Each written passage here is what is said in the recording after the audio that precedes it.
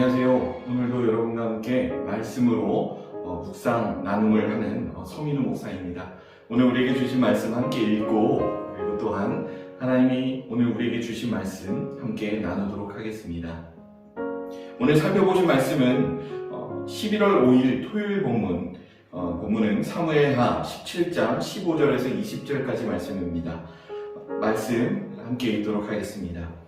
이에 후세가 사독과 아비아달 두 제사장에게 이르되 아히도벨이 압살롬과 이스라엘 장로들에게 이러이러하게 계략을 세웠고 나도 이러이러하게 계략을 세웠으니 이제 너희는 빨리 사람을 보내 다윗에게 전하기를 오늘 밤에 광야 나루터에서 자지 말고 아무쪼록 건너가서 서하라. 혹시 왕과 그를 따르는 모든 백성이 몰사할까 하노라 하니라. 그때 요나단과 아히마스가 사람이 볼까 두려워하여 감히 성에 들어가지 못하고 에르노게 가에 머물고 어떤 여종은 그들에게 나와서 말하고 그들은 다윗 왕에게 알리더니 한 청년이 그들을 보고 압살롬에게 알린지라. 그 두 사람이 빨리 달려서 바울임 어떤 사람의 집으로 들어가서 그의 뜰에 있는 물속으로 내려가니 그 집 여인이 덮을 것을 가져다가 우물 아기를 덮고 찌은 곡식을 그 위에 널매 전혀 알지 못하더라. 압살롬의 종들이 그 집에 와서 여인에게 묻되 아히마스와 요나단이 어디 있느냐 하니 여인이 그들에게 이르되 그들이 시내를 건너가더라 하니 그들이 찾아도 만나지 못하고 예루살렘으로 돌아가니라. 아멘. 오늘 말씀을 보면 이제 다윗과 압살롬의 절체절명의 순간에 다가온다는 그런 사실을 우리가 볼 수 있습니다. 압살롬은 다윗을 배반했고 그리고 도망친 다윗을 어떻게 처리할 것인가에 대한 문제에 대해서 아히도벨이 제시한 방향 얼른 별동대 기동대를 보내서 기습을 해서 다윗을 처단한다라고 하는 것과 그리고 후세라는 사람이 조언을 한 것, 즉 모든 병력, 압살롬을 비롯한 모든 병력이 다 움직여서 어떻게든 다윗을 다 포위해서 하나도 남김없이 처리한다는 그런 전략입니다. 여러분, 중요한 것이 있습니다. 아히도벨의 전략은 인간적으로 너무나도 훌륭한 전략임에 틀림이 없습니다. 왜냐하면 다윗은 그리 많은 사람을 데리고 간 것도 아니고 그리고 엄청나게 많은 숫자의 군인을 대동한 것도 아니기 때문에 다윗이 알 수 없는 상태에서 기습을 맞이한다면 다윗은 속수무책으로 당할 수밖에 없습니다. 그래서 아히도벨의 전략은 훌륭하지만 하나님은 아히도벨의 전략을 꺾으시고 압살롬으로 하여금 후세의 전략을 듣게 하십니다. 그래서 후세가 말하는 즉 모든 병력이 움직이면 사실 다윗의 입장에서는 이스라엘 전 병력이 움직인다는 걸 먼저 알고 그것을 대처할 수 있는 상황에서 전쟁을 맞이하게 된다는 것입니다. 즉 가장 위험한 상황에서 그나마 대처할 수 있는 안전한 상황이 펼쳐지게 된다는 것입니다. 그리고 중요한 건 이스라엘 내부에서 사실 압살롬보다는 다윗을 더 사랑하고 따르는 사람들, 즉 이탈할 만한 사람들이 나온다는 점에서 후세의 전략은 누가 뭐래도 다윗에게 준비가 될 수 있는 가장 좋은 영향을 끼칠 수 있는 그런 전략이었다는 것입니다.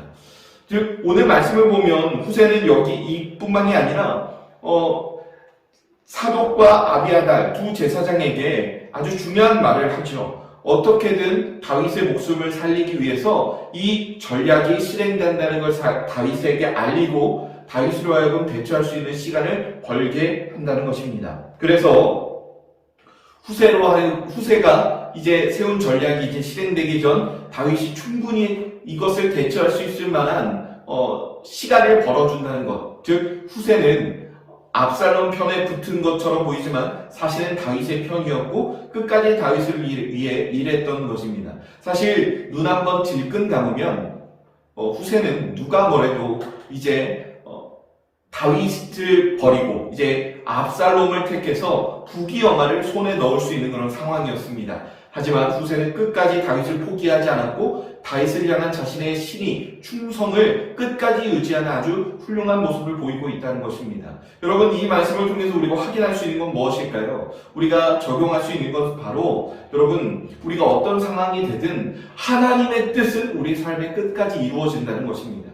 객관적으로 보면 다윗은 굉장히 위험한 상황입니다. 그리고 객관적으로 봤을 때 압살롬은 누가 뭐래도 안전한 상황입니다. 하지만 우리는 알고 있습니다. 결국 압살롬은 죽게 되고 다윗은 다시 이스라엘 왕으로 복귀하게 됩니다.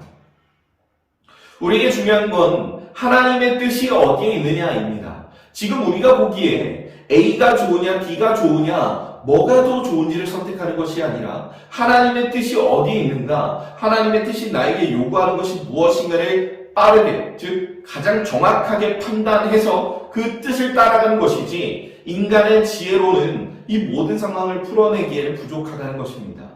여러분, 바울이 그런 말을 했습니다.